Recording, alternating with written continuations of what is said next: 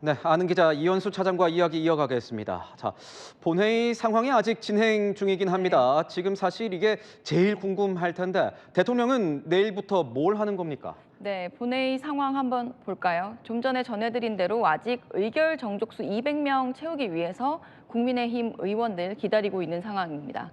오늘 자정 넘어서 0시 48분이 표결 시한이니까요. 그때까지 기다릴 수 있고요. 그 사이 투표수 200명이 채워져서 결과가 가결이라면 당장 대통령 직무가 정지되는 거고요. 200명을 채우지 못하거나 부결되면 대통령직이 유지되는 겁니다. 부결이나 폐기되면 윤 대통령 앞으로 출근은 하겠지만 오늘 담화에서 이선 후퇴 의사를 밝힌 만큼 실질적인 업무는 올스톱될 수 있다고 봐야 할 것 같습니다. 정부 이렇게 돌아가는 것들은 한덕수 국무총리가 맡아서 일을 해나갈 가능성이 높습니다. 그런데 앞서 이 장관들이 모두 사의 표명을 하지 않았습니까? 그렇죠. 현직 정치인들을 중심으로 일부 인적 쇄신을 할 수도 있겠지만요. 현 상황에서 장관들의 총사퇴를 수용할 경우 국정에 공백이 생기는 상황이죠.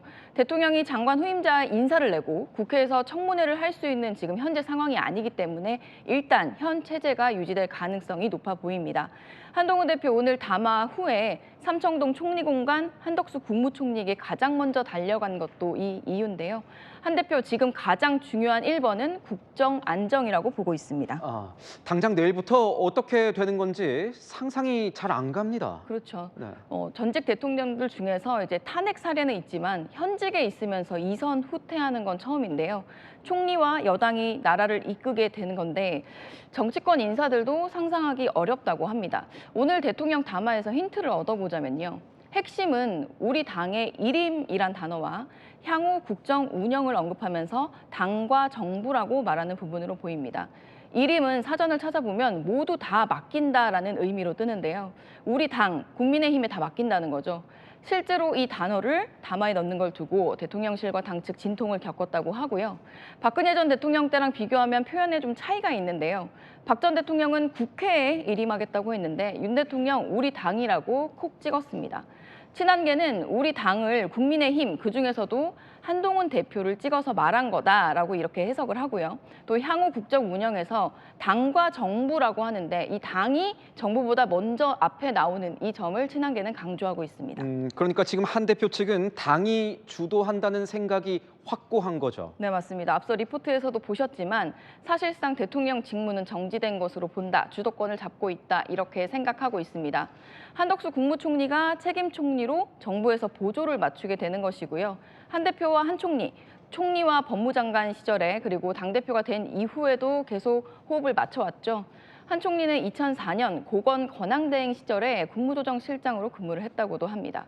한동훈 대표 당정 협의를 상설로 하는 당내 조직을 만들어서 직접 정부와 국정을 공동 운영 협의를 진행할 가능성이 높은데요.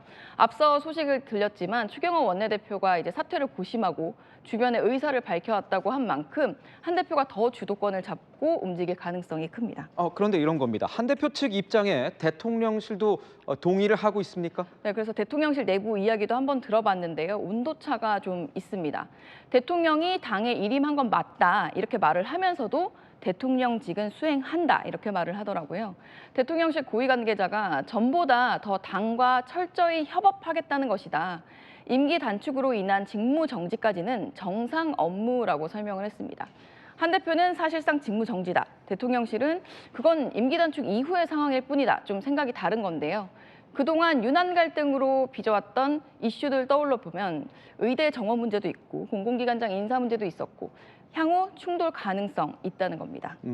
뭐 한 대표 측과 이 대통령실 이야기를 다 들어보면 일단 공통적인 건 윤 대통령 임기는 모두 채우기 어렵다. 이 전제는 동의를 하는 것 같습니다.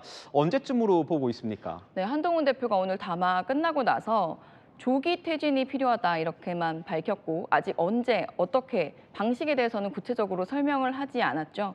조만간 퇴진 로드맵을 비롯해서 총리와 당이 국정을 어떻게 운영해 나갈 건지 국민들에게 설명한 시간을 가질 것 같습니다.